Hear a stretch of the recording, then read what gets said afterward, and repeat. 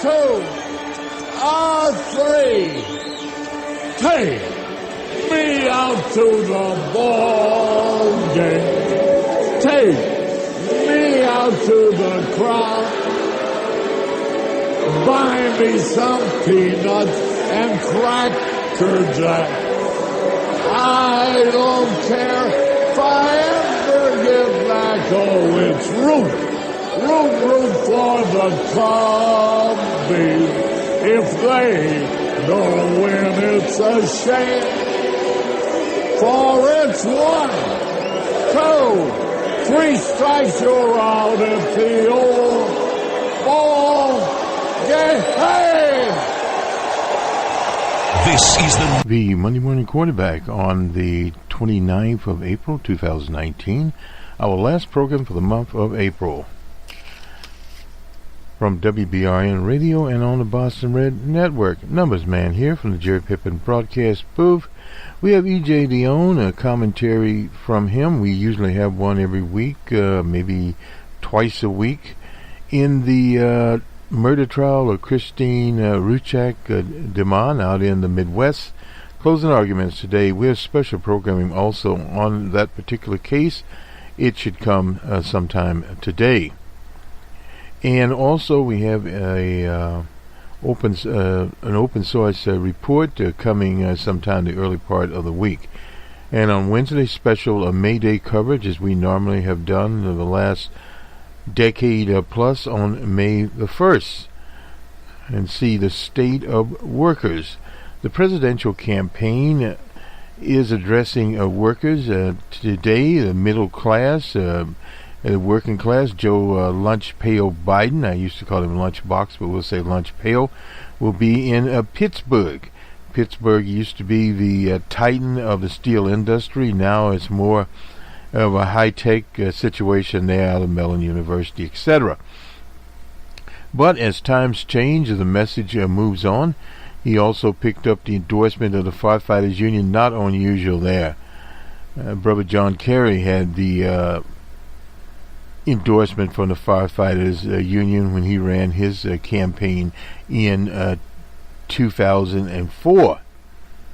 That was a very interesting campaign. The Firefighters Union endorsed Brother Kerry, and so did the Honorable Louis Farrakhan of Chicago. He basically just said, vote.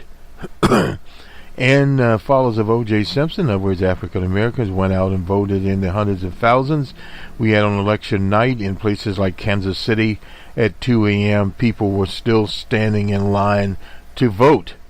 So it overwhelmed the polls. Unfortunately, in the state of Ohio, there was some political jitsu going on there. The election was stolen there in Ohio. And, of course, in Florida, it was different. G.W. Bush, on his re-election campaign, actually won Florida at that time. They didn't have as much voter suppression there. But that set the stage for 2008, and a young candidate out of Chicago announced his candidacy in downstate capital, the old state capital in Springfield.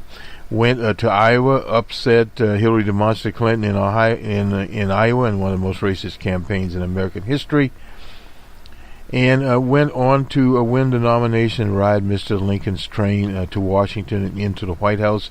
He was re-elected twice.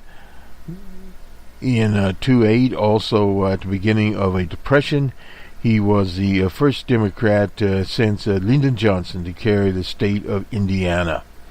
Very unusual situation. He swept even North Carolina, a different kind of situation.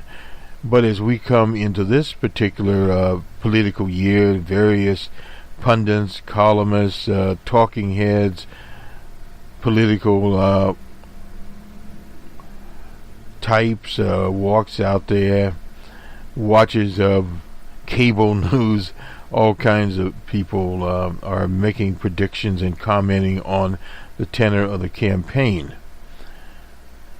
In Las Vegas, Nevada, the Democratic candidates there will also be meeting with Trade unions play an important role, no doubt about it.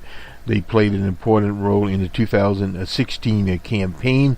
But unfortunately, in 2016, the progressive/liberal movement was divided up. Tremendous voter suppression out there in states like North Carolina, in Michigan, in Wisconsin under Boss Walker, Gateway Snyder in Michigan, etc. And political malpractice by Hillary DeMoss Clinton once again, and numerous other things, the Hillary server, which should never been in the campaign, and all of these side issues turned into a calamity, but not a big calamity, anywhere from 60,000 to 80,000 votes, however you want to frame that, in those crucial states of Pennsylvania, a command and control state, that Democrats normally win. But to get out the vote campaigns was minuscule at best in some of those states, virtually non-existent in the state of Michigan, and particularly in the Motor City, outreach to African Americans was not there.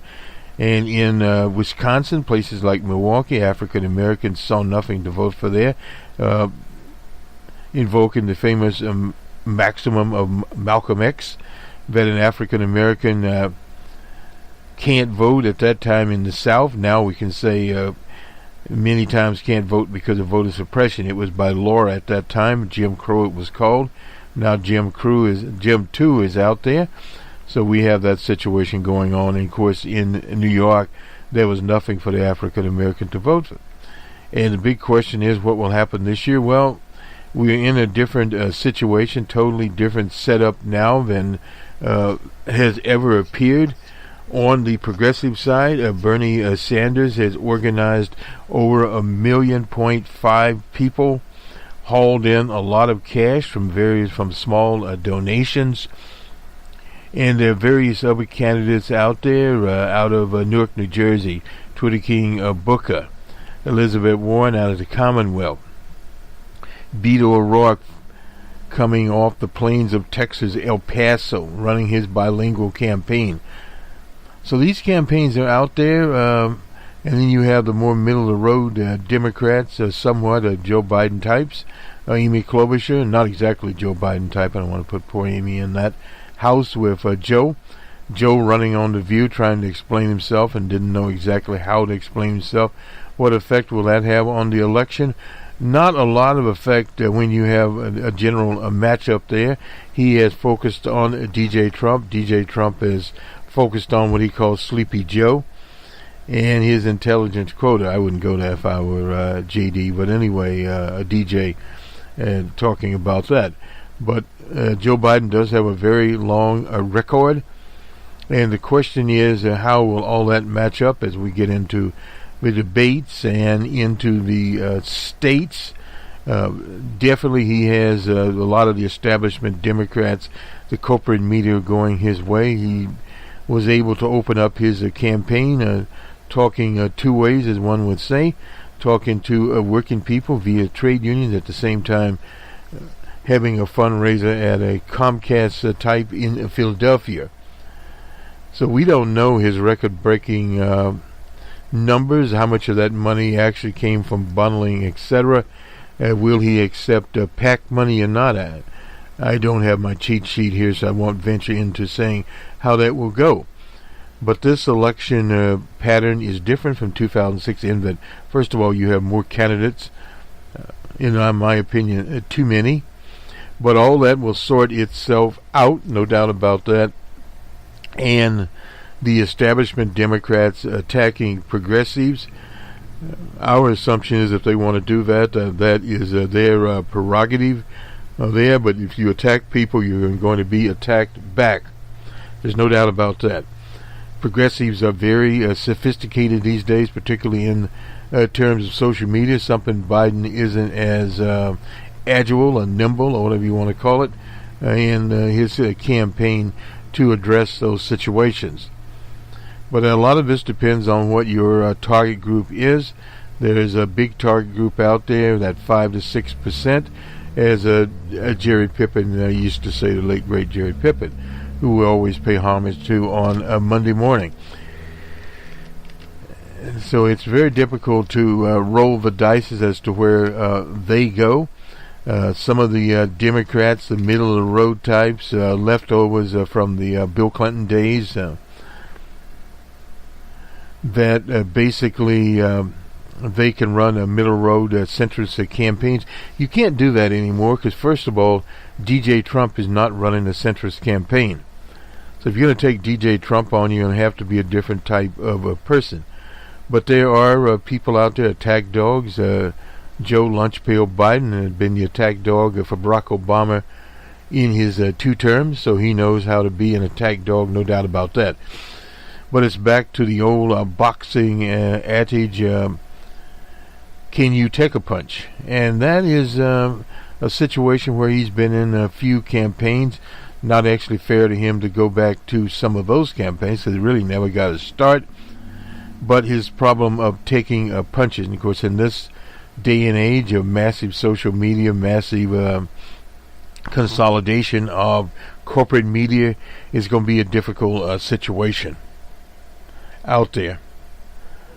But if they get into a situation also using a very similar approach to DJ Trump, that i.e. attacking socialism, and Biden saying, well, I was progressive, not a socialist, that is okay. I have no problems with that. That is just politics.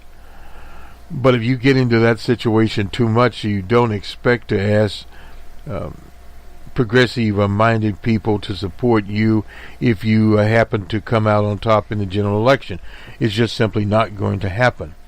You're going to lose anywhere from 5 to 20% of those people. That is pretty much a given.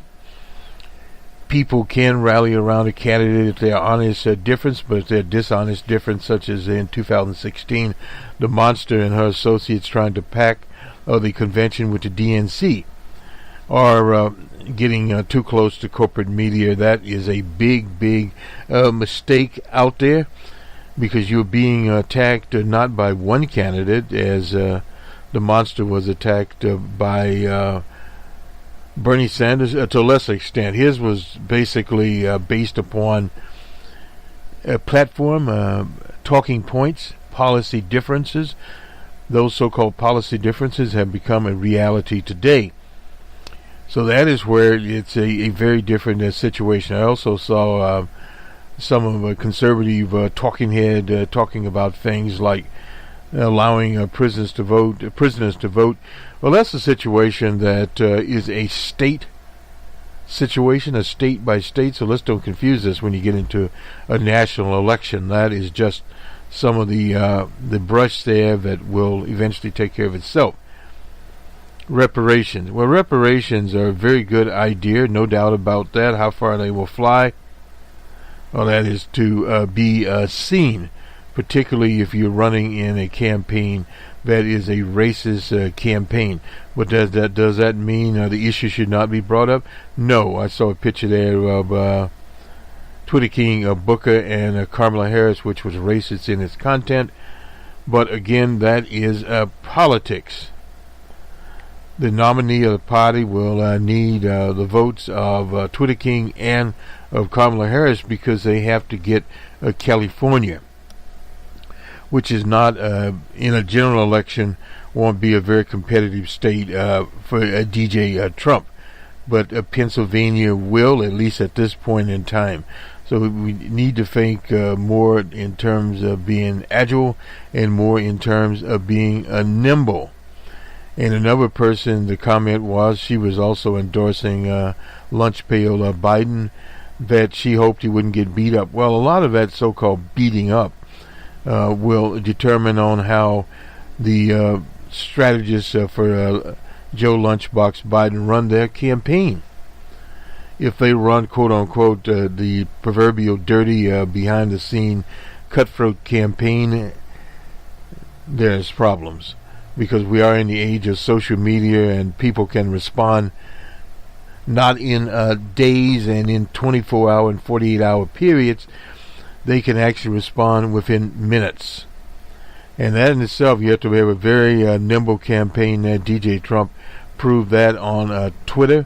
And of course, he's in this action also. We'll go to DJ Dion, and then we'll look at the two men that have contributed to the past. Judge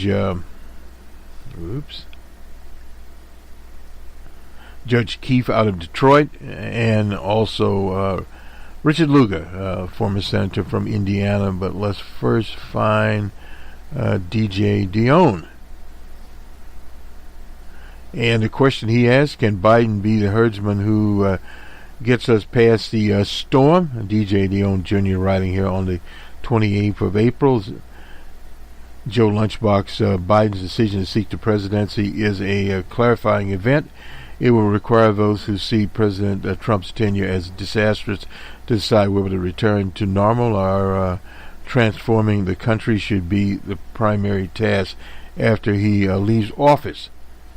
Biden's entry gives a greater definition to a sprawling contest for Democrats, starting with Biden versus Sanders, and the remaining candidates jockeying for position to emerge as one of the final 3 or 4. That's the scenario we often talk about, and the late Jerry Pippin did too. The 3 or 4 seats out of Iowa. It's usually the 3 seats out of Iowa before this time out of Iowa, and going on into New Hampshire, and then on to Nevada, etc. In the announcement, Biden did not discuss his service as Barack Obama's vice president, his connection with blue-collar voters. He used the shameful response of D.J. Trump to 2017 white supremacist neo-Nazi rally in Charlottesville, Virginia. He sought to make the election a referendum on the country's core values. Implicitly, he was arguing that his experience and broad appeal makes him the best choice to deprive DJ of Trump of a second term. The one issue that truly matters in 2020's outcome, he said, would determine whether Trump's years would be seen as an aberration, moment in time, or re-election of president forever, and fundamentally alter the character of the nation. Well, that's already altered the character of the nation, but it's been trying to be altered for over 20 years. But Biden's most clarifying comment came later Thursday in Wilmington, Delaware, when a reporter asked him whether he had a message to the world. Biden replied, "America is back like we used to be, ethical strength and telling the truth, supporting our allies and all those good things," and hefty, lofty situations there. Lots hangs on the phrase "back like we used to be." That's very, very similar to Make America Great Again. Not exactly that. It suggests that the nation's priorities is a restoration, and this has been mentioned of articles, of core values and a normal life of normalcy. 76 years old, with us make an argument similar to the one offered by Nancy Pelosi. She's 79, from Northern California, San Francisco. She put down a rebellion against her leadership and described herself as a bridge between the present and a new generation of leadership. Biden would be the herdsman moving us safely past the storm. This will attract many primary voters and in general election moderates, independents, and dissident Republicans. But a significant number of Democrats and many candidates in the field, Elizabeth Warren and Bernie Sanders, are feverishly that a return to decency and honor used Biden's words on ABC's View on Friday is not enough. Trump's victory, they contend, revealed a deep injustice in American society that must be righted, and they see 2020 as an opportunity to move much further and much faster towards progress, as Adam Green, a Warren supporter and leader of the Progressive Change Campaign Committee, told the Wall Street Journal. Progressives will make their case with visionary proposals, Warren's stock and trade, and by trying to make Biden yesterday's man. He will have to explain past actions that come under fire in the context of current opinion in his party. The handling of Anita Hill. and his leadership in the 1994 crime bill. His habit of touching and embracing people, that's not a big situation there, particularly not in the era of DJ Trump. Now, as far as Anita Hill, there's not enough mentioned about Anita Hill and the conduct of the Republicans on the committee. Let me try again here.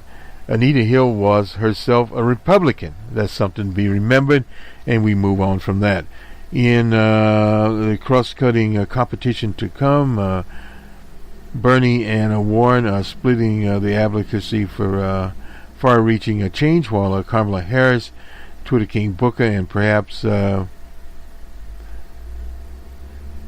Warren will be contending with Biden for the African-American vote. Harris and Warren have advantages over Senator Amy Klobuchar and Kristen Gillibrand of New York amongst voters who are right to insist Hillary Clinton's defeat should not be read as dooming a female candidate. No doubt about that. My oncologist asked me about that. Biden himself will challenge Klobuchar, South Bend, and Pencil Neck, Buttigieg, and Beto O'Rourke on the for the hearts of moderates. Well, hearts of moderates are the hearts of moderates, and one of the ironies created by the passage of time, Buttigieg and Beto will be echoing the same generational call to arms that a 44-year-old Biden echoed. Well, that's nothing big there. Biden has the potential within so many factions as a sign of strength he brings to the third quest for the presidency, unlike earlier candidates who succeeded on the third try of 69-year-old Ronald Reagan. But that was a totally different situation in 1980. Reagan had been running since the GE speeches he gave, 20 Mule Team Borax and those kinds of things. He had been a TV actor, so people knew who he was. And he'd been head of the Actors Union, Screen Actors Guild. Anyway, to finish this up, ideological passions, but on the comfort he is creating by occupying the Democrats' center gravity. His hope that Trump has created a thirst not for adventure and experimentation, but for reassurance and a glorious tranquility. DJ took something out of the Constitution here. But it's old-time politics versus what is out there. Yes, you do have some people that are more centric, like the Pencil Neck is actually conservative, Pencil Neck from South Bend, Buttigieg. And then you have others there. I wouldn't say that necessarily Senator Gillibrand is of the same character. She was at the National Action Network over the years and made an impression there in her presentation.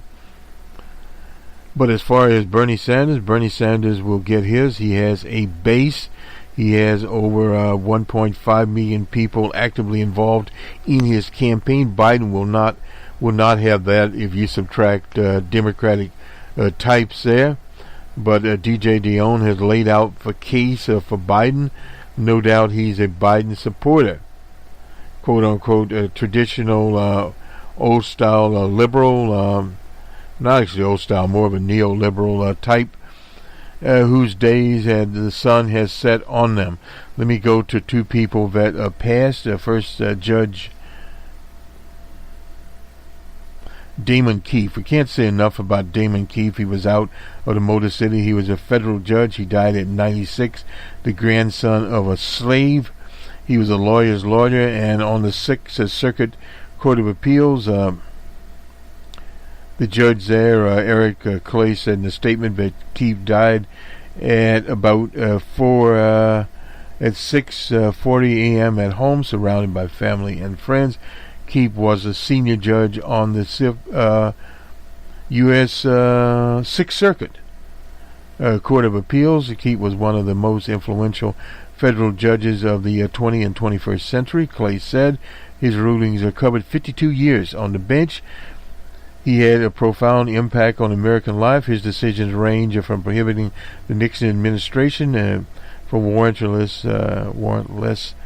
wiretaps in the national security cases to several school desegregation cities, the Detroit Police Department, the Pontiac Public Schools.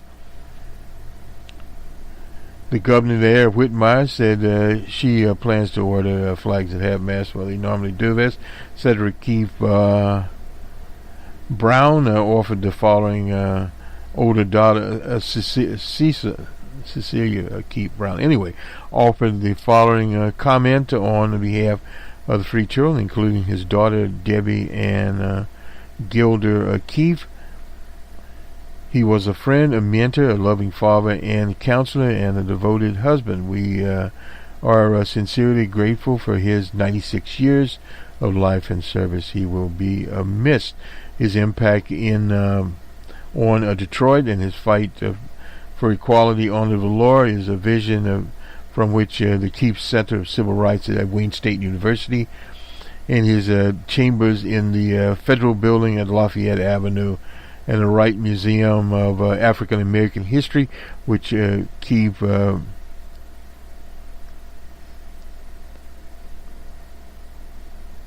recused from a closure several years ago. Anyway, the Judge Keefe, in fact, he actually had senior status and was deciding cases at the Cirque. I'll go into some of the other things here.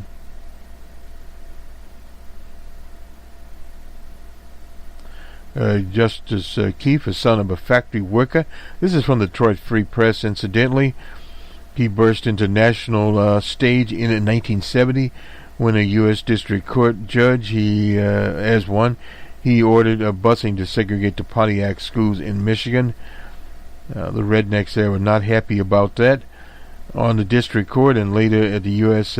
Sixth Circuit Court that sits in Cincinnati. He was appointed to the Sixth Circuit by Jimmy Carter, I believe, is reading there. Right, he was really reluctant to leave Detroit, but Thurgood Marshall advanced him onward, so he took the job on the circuit.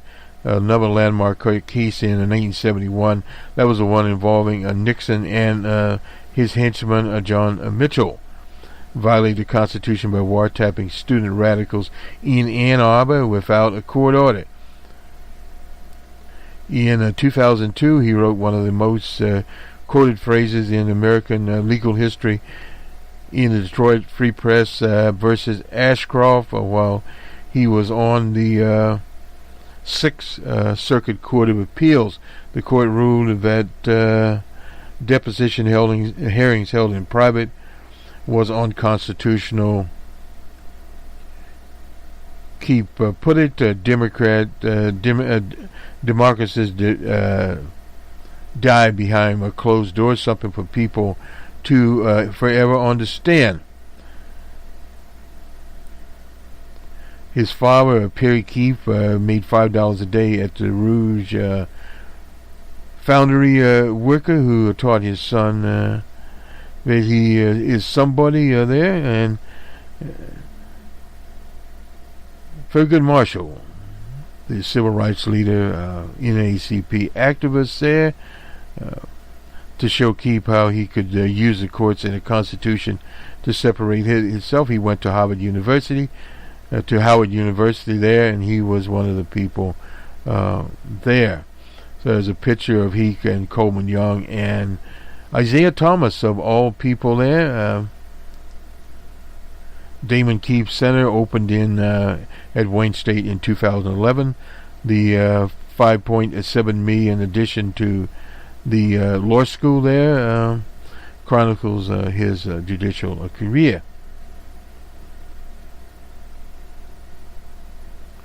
And let me finish up this article here.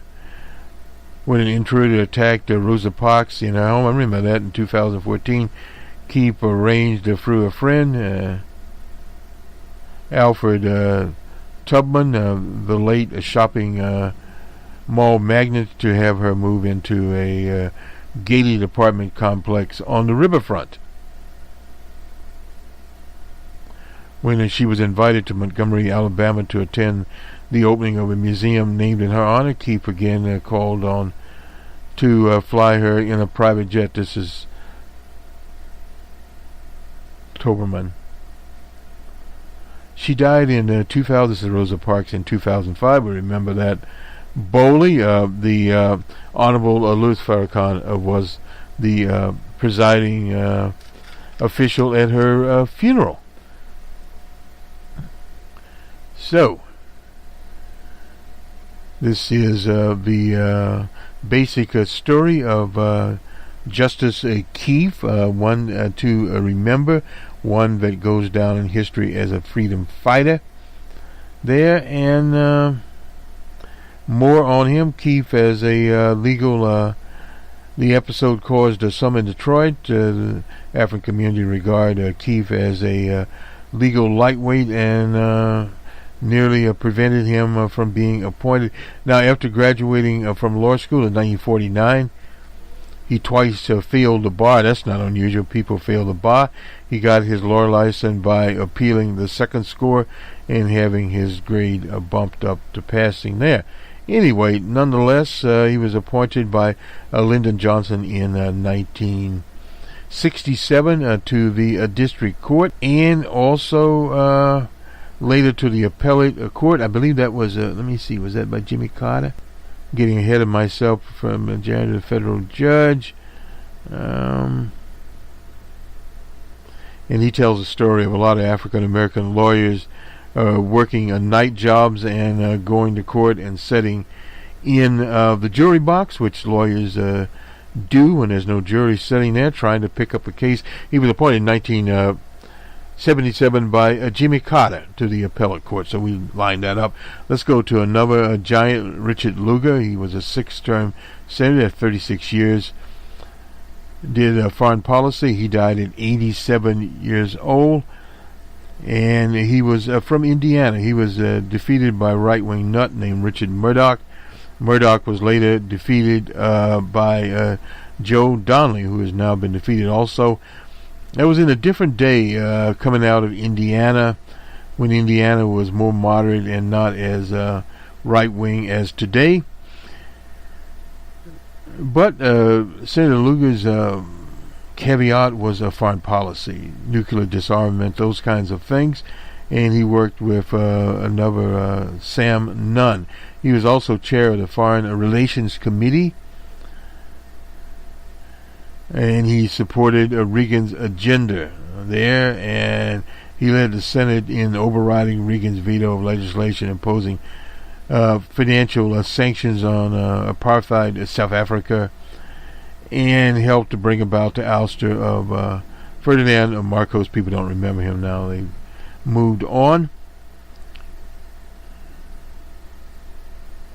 There's some affairs here in more of the past. He was also chair of the Agriculture Committee from 1995 to 2001. He pushed to reduce crop subsidies, a position unusual for a legislator from a foreign state.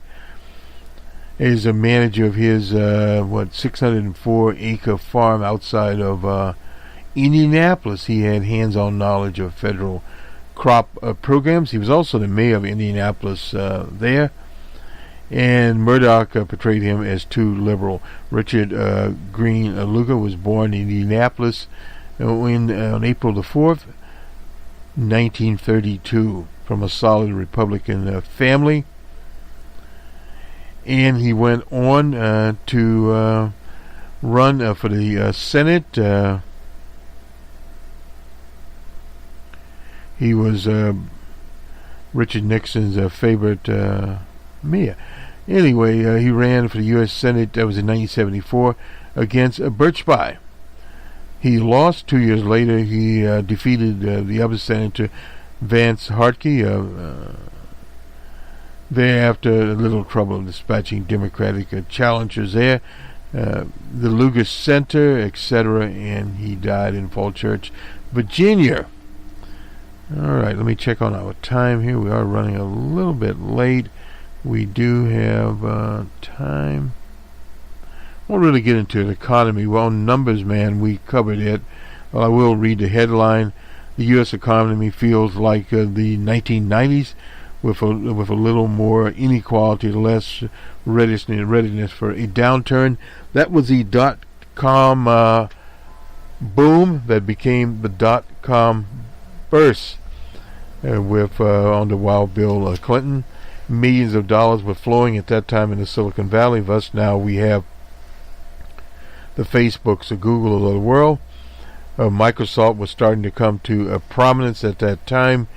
So that was when government gave a shot in the arm to the internet, and we had famous quotes, misquotes that Albert Gore said he invented the internet.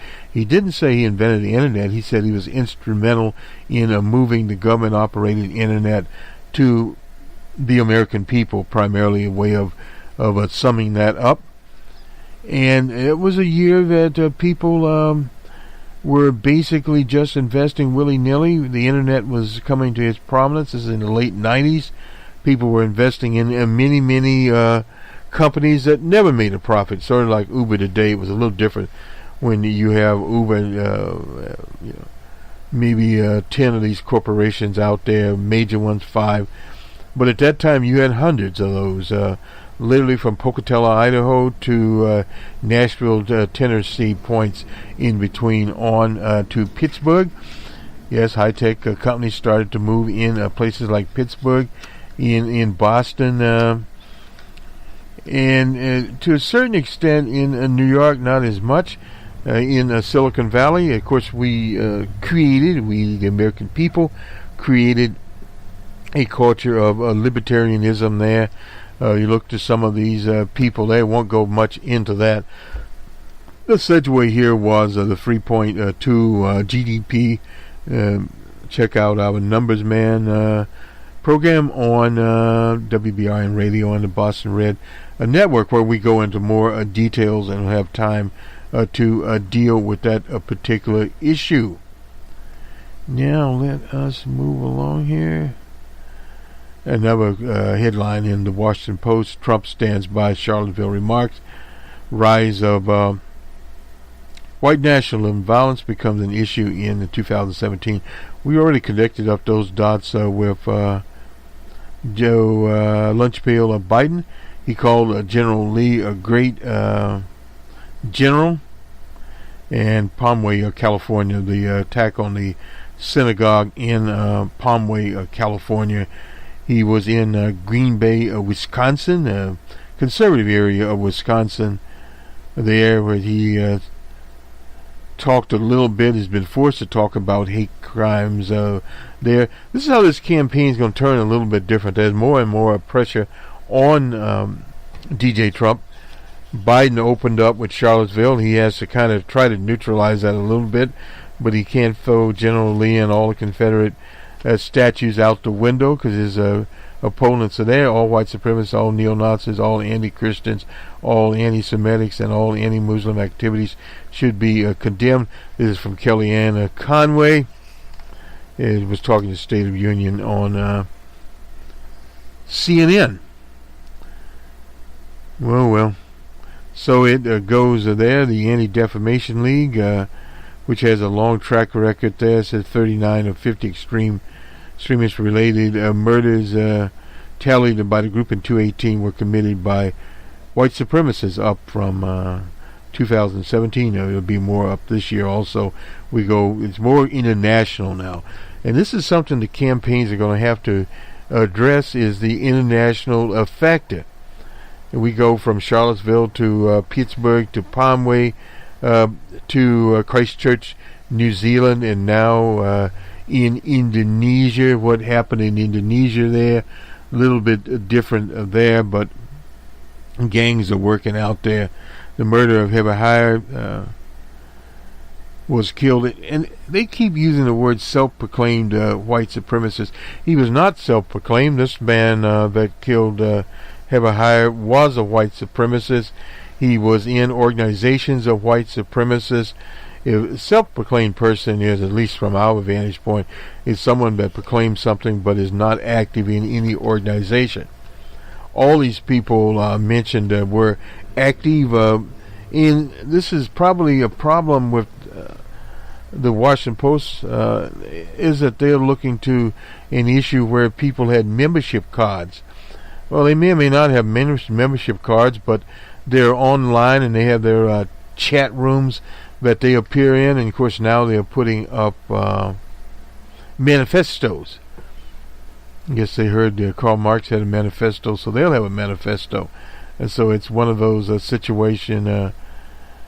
Trump addressed Charlottesville, an interview with Mark Levine. Both times he didn't raise the issue until asked about it, and responded to specific questions. Many people were from the University of Virginia. They were from around the neighborhood and the area. They just wanted to protest the fact that they wanted to take down the Statue of Lee. That's what he said. Now there's a lot of good people in that group, and they are protesting taking down the statue. There's a problem there. You're mixing up your nouns here, or actually or action verbs. There are not a lot of nice people in those particular movements. All of those movements, White Citizens Council, Confederate history types, have been taken over by the white supremacists. And the question is, were they always not? And the fact of the matter is, Robert E. Lee was a great tactician, was not a great person. That is from Mr. Clyburn, the majority whip from South Carolina. Well, it's argued if he was even a tactician. He was not a very good general. His soldiers were deserting as quickly as they literally could to get away from that particular character period. Now, they also mentioned here Jonathan Metzl, director of the Center for Medical Health and Society at Vanderbilt, was holding a discussion in a recent published book, and this is one we just working on now, The Dying of Whiteness, how the politics of racial resentment is killing America's white land, hardland, at the Politics and Prose bookstore in Northwest Washington. So we'll review that book when we get around to it. Let's go to sport now. The Warriors defeated the Rockets 104-100 in the NBA Game 1 series. They lead it 1-0. And the Celtics defeated the Bucks in Milwaukee 112-90. That's there in the NBA playoffs. The hockey playoffs, the Hurricanes and the Islanders, Hurricanes 2-1 in that one, and the Avalanche and the San Jose Sharks, Avalanche 4-3 in that particular one. They're tied 1-1. The Hurricanes leading the Islanders 2-0. That's in the Eastern Conference second round, and the Western Conference second round. On to Major League Baseball. The Rays were at Fenway Park, Rays 5-2. The Mariners were in the city of brotherly love, Phillies 5-1. In 11, Toronto beat the Athletics 5-4. The Mets 5-2 over the Brewers in New York. Atlanta 8-7 over the Rockies in Atlanta. The Nationals 7-6 over the Padres in 11. A lot of extra inning games on Sunday. The White Sox 4-1 over the struggling Tigers. The Twins 4-1 in Minnesota over the Orioles. The Angels 7-3 over Kansas City in Kansas City. The Cardinals 5-2 over the Reds in St. Louis. The Yankees were all over the Giants 11-5 in San Francisco. And in 15, a game that we tuned into out in Arizona, Cubs 6-5 over the Diamondbacks. The line score was the Cubs had 13 hits, the D-backs had 12 hits and 2 errors. The Pirates and Dodgers in Los Angeles, Chavez Ravine, Dodgers 7-6. Dodgers had 10 hits, 2 errors, and the Pirates 9 hits and 1 error. the Rangers and Mariners in Seattle. It was all Mariners, 14-1 over the over Seattle. And finally, Cleveland in Houston, 4-1 Astros over Cleveland. And those are the baseball scores, and this will end our production here. The Monday morning quarterback on the 29th of April 2019. We have special programming this week. Mayday production that'll be on Wednesday morning, the International Workers' Day. We always celebrate and been doing it a decade plus around here.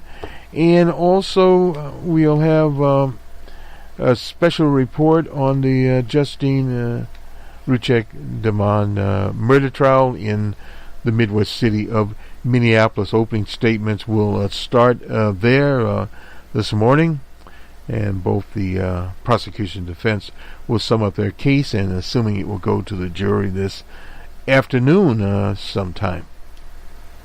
Good day.